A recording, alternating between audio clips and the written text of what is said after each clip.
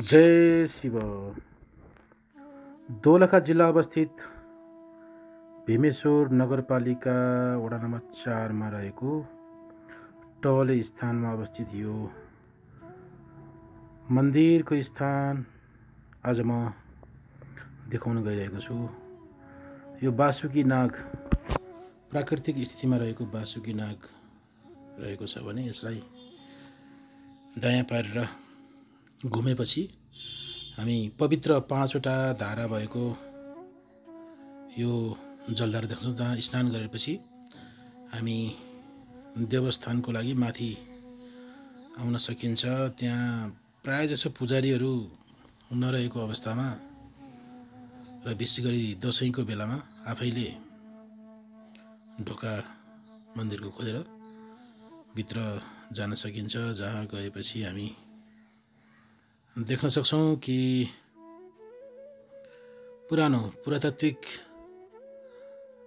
स्थितिमा रहेको देवस्थल देख्न सक्छौँ, जहाँ एउटा प्राचीन शिवलिङ्ग रहेको छ अनि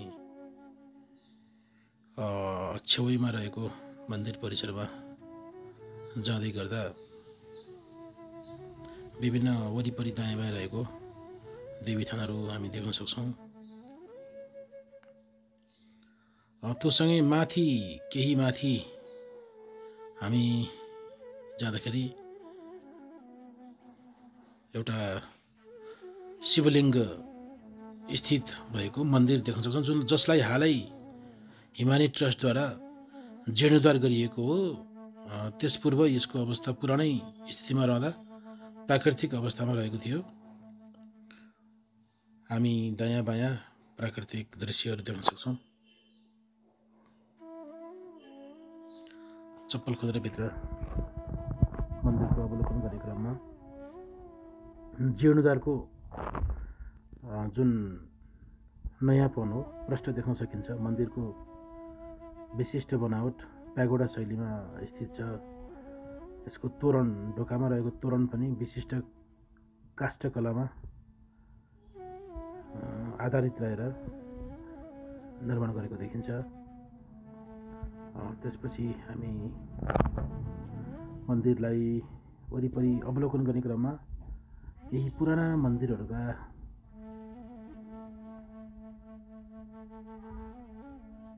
प्रस्तर मूर्तिहरू पनि देख्न सक्छौँ। र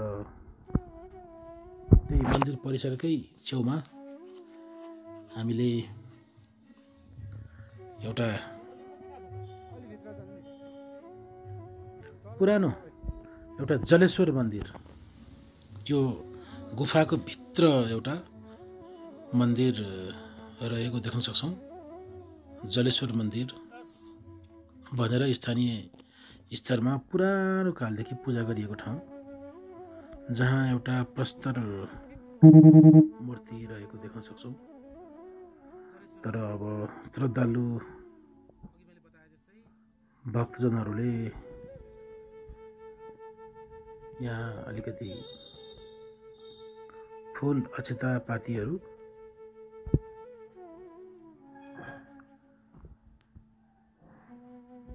अलि बेहिसाबले गर्दा थोरै सफा देख्न सकिएको छैन।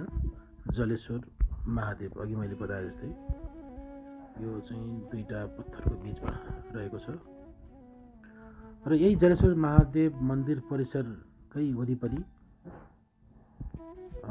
पुरानो पुरातात्विक स्थितिमा रहेको विभिन्न धार्मिक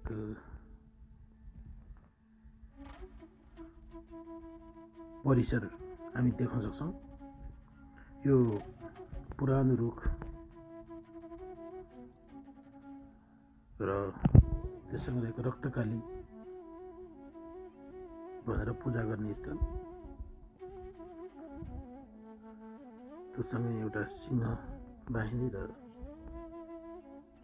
यो एउटा पुरातात्विक एउटा यो देखिन्छ। यसको एउटा पुरातात्विक खोजी हुन आवश्यक देखिन्छ। यो मन्दिर कुनै बेलामा यहाँ पुरानो मन्दिर रहेको र यो अहिले मात्र भग्नावशेष स्थितिमा रहेको भन्ने हामी सहजै अनुमान गर्न पनि सक्छौँ र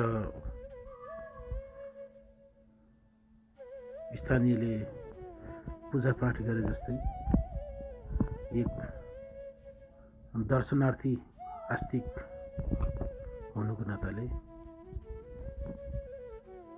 यो विशेष नवरथाको साधना सम्पन्न भएपछि यो ठाउँमा आएको सम्झना एउटा र